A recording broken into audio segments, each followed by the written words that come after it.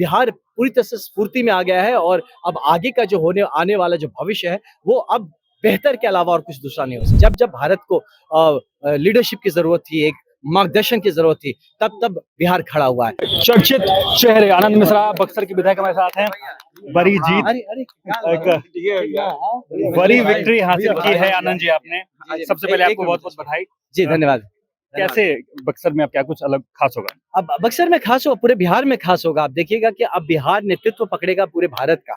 आप देखते रहिए जिस तरह से जनता ने यहाँ पे इतना परिपक्व डिसीजन दिया है ना? ये बहुत कम राज्य होते हैं जो इस तरह का डिसीजन दे सकते हैं। वो बिहार की जनता ने। बिहार का अगर इतिहास आप उठा के देखते हैं, बिहार ने हमेशा जब जब भारत को लीडरशिप की जरूरत थी, एक मार्गदर्शन की जरूरत थी, तब तब बिहार खड़ा हुआ है और फिर यहाँ पे बिहार उठ खड़ा हुआ है। माननीय प्रधानमंत्री जी का आपने देखा होगा दौरा कई बार, सैकड़ों बार आए। माननीय गृह मंत्री जी का, सारे हमारे जितने भी शीर्ष नेतृत्व है उनका, हमारे प्रदेश नेतृत्व का, हमारे कार्यकर्ताओं का जोश, महिलाओं का पार्टिसिपेशन, युवाओं का ताकत, मतलब ऐसा लग रहा है जैसे कि बिहार पूरी तरह से स्फूर्ति में आ गया है और अब आगे का जो होने आने वाला जो भविष्य है वो अब बेहतर के अलावा और कुछ दूसरा नहीं हो सकता। सम्राट चौधरी को चुन लिया गया, विधायक दल का नेता चुन लिया गया, विजय सिन्हा को चुना गया उपनेता।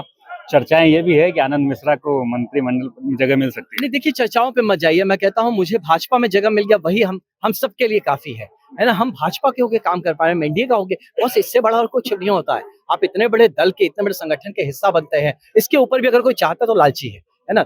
मुझे जगह मिले यहाँ पे, मुझे एमएलए बना दिया पार्टी ने, इतना बड़ा दायित्व दिया, क्या कम है? मैं इस पे मजबूती से काम करूंगा। किसी तरह का हमें लोभ नहीं है, किसी तरह की चाहत नहीं है। माननीय सम्राट जी, माननीय विजय जी को जो हमारा नेतृत्व दिया गया है, इसलिए दिया गया है क्योंकि उन्होंने प्रूफ किया है अपने आप को। पिछला 5 साल में जो बिहार ने रफ्तार पकड़ा है, इनके नेतृत्व में पकड़ा है। बिहार हमने जो चुनाव लड़ा, इनके नेतृत्व में लड़ा है। इनके अपने जो उन्होंने चुनाव लड़ा है, उसका जो संघर्ष और उसकी जो जीत है, वो खुद दिखाता है, उनके नेतृत्व और काबिलियत को स्थापित करता है। इसलिए मेरा मानना है कि हमें बहुत ही इस बात का गर्व है कि आने वाले वक्त पे हमें इनका मार्गदर्शन। अपने पुराने साथी को लेकर क्या कहेंगे?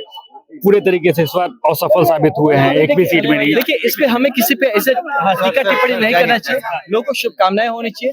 जो भी अच्छा प्रयास है लोगों को करते रहना चाहिए और हमें सबको ही उसके लिए प्रमोट करना चाहिए। एक आखिरी सवाल मुझे रहेगा। प्रशासनिक सेवा आपने की, राजनीतिक सेवा आप करने के लिए आ गए हैं, दोनों में आपको क्या लगता है कौन सा राह कठिन होगा या कौन सा? कोई दोनों कठिन नहीं है ना? अगर आपका समर्पण है, अगर आपको समझदारी है, तो कोई भी राह कठिन नहीं।